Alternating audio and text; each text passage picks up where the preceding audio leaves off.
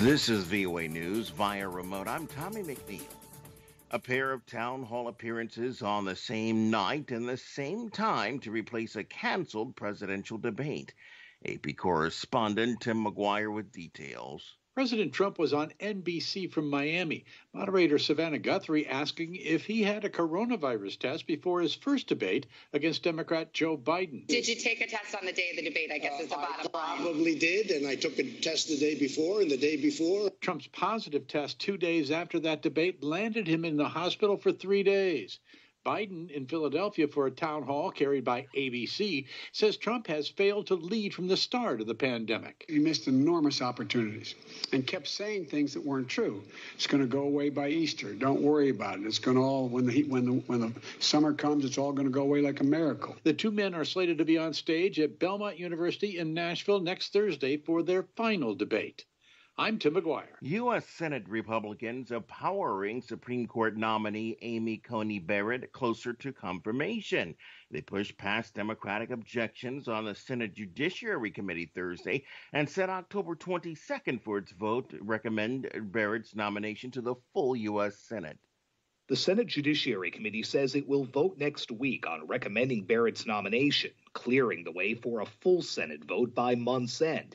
Democrats cannot stop her, but mounted a final effort. I move to indefinitely postpone the nomination of Amy Coney Barrett. No, we're not. You're just trying to ram through this justice. This process is a caricature of illegitimacy. Richard Blumenthal, Amy Klobuchar, and Patrick Leahy all call it a sham. Committee Chair Lindsey Graham heard the objections. There is no way you'll ever convince me that Amy Coney Barrett is not qualified using any reasonable standards of qualification. Sagar Magani, Washington. This is VOA News.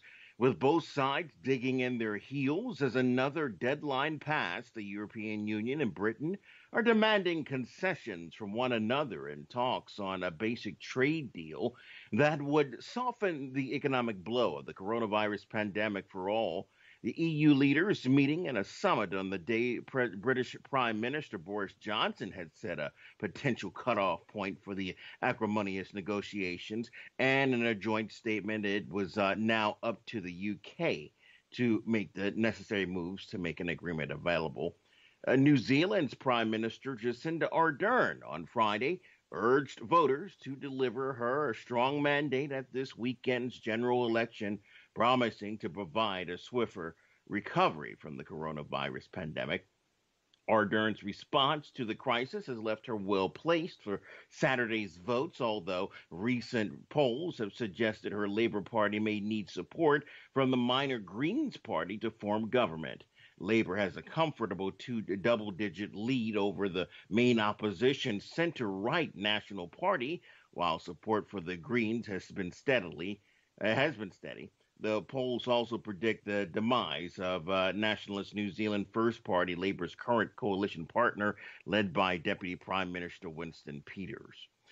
The defense minister for Mexican ex-president Enrique Peña Nieto, General Salvador Cienfuegos Zepeda, was detained at Los Angeles airport on Thursday by the U.S. Drug Enforcement Administration.